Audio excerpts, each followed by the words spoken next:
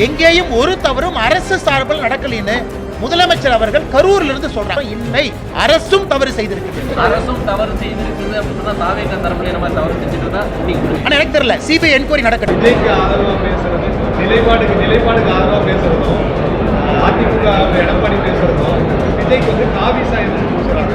இந்த காவி சாயம் பூசுறது எப்படி பாக்குறீங்க? அரசு எங்க மேல எந்த தப்பு இல்ல, நாங்க நிரபராதிகள், எங்கேயும் ஒரு தவறும் அரசு சார்பில் நடக்கலின்னு முதலமைச்சர் அவர்கள் கரூர்ல இருந்து சொல்றாங்க. அதைத்தான் திரும்ப திரும்ப சொல்றோம். இல்லை, அரசும் தவறு செய்திருக்கு. உங்க மேல நிறைய தவறு இருக்கு. அதிகமான முக்கியத்துவம் உங்களுக்கு தான். ஏன்னா உங்க கையில தான் அதிகாரம் இருக்கு. அதை மறைத்து விட்டு ஏன் ஒருவர் மீது பழியை போட முயற்சிக்கின்றீர்கள் என்பது எங்களுடைய கேள்வி.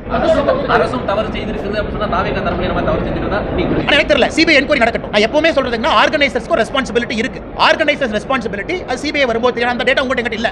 சரியான முறை வந்தவங்க பாதுகாப்புக்காக கட்சி நிர்வாகிகள் நிறுத்தினாங்களா, அவங்க ஏதாவது தனிப்பட்ட முறையில் ஆம்புலன்ஸ்ல ஏற்பாடு செய்திருந்தாங்களா, அந்தந்த மணி நேரத்திற்கு கூட்டம் அதிகமாக வரும் பொழுது அவங்க காவல்துறையை கூட்டம் அதிகமாக வந்துருச்சு 6 மணிக்கு 7 மணிக்கு சொன்னாங்களா, அந்த டேட்டா உங்ககிட்ட இல்லை, எங்கிட்ட இல்லைங்கண்ணா.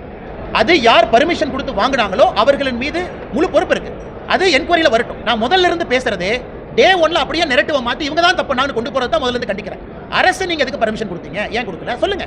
நீங்க அவங்களை கைது பண்றதுக்கு முன்னாடி அந்த லோக்கல் சப் இன்ஸ்பெக்டர் சஸ்பெண்ட் பண்ணீங்களா? இல்ல. இந்தியால ஒரு கோவில் திருவிழால 2 பேர் இறந்தாவே லோக்கல் 2 பேர் சஸ்பெண்ட் ஆவாங்க, தாசில்தார் ஆவாங்க, சப் இன்ஸ்பெக்டர் ஆவாங்க.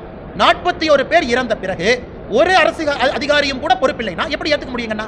விஜய்க்கு ஆதரவா பேசுறது, நிலைப்பாடுக்கு ஆதரவா பேசுறதும், அதிமுக எடப்பாடி பேசுறதும், இருவருக்குமே வந்து பேசுறது விஜய்க்கு வந்து காவி சாயம் பூசுறாங்க. இந்த காவி சாயம் பூசுறது எப்படி பாக்குறீங்க? ஆனா விஜய் அவர்களுடைய சித்தாந்தம் வேறு, எங்கள் சித்தாந்தம் வேறுங்கண்ணா. ஃபுல் ஸ்டாப் பண்ண அதோட முடிச்சு போச்சுங்கண்ணா.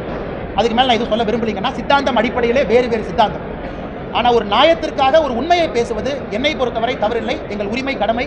அதில் அரசியல் சாயமெல்லாம் கோர்த்து அதை பூசி பார்ப்பது அது அழகல்லன்னு தான் நான் பார்க்குறேன். ஏன்னா பல இடத்துல நம்ம பல பேர்த்த பாராட்டியிருக்கிறோம், பல பேர்த்தின் மீது குற்றச்சாட்டு வச்சிருக்கிறோம். அப்படித்தான் நீங்கள் அதை பார்க்கணும்.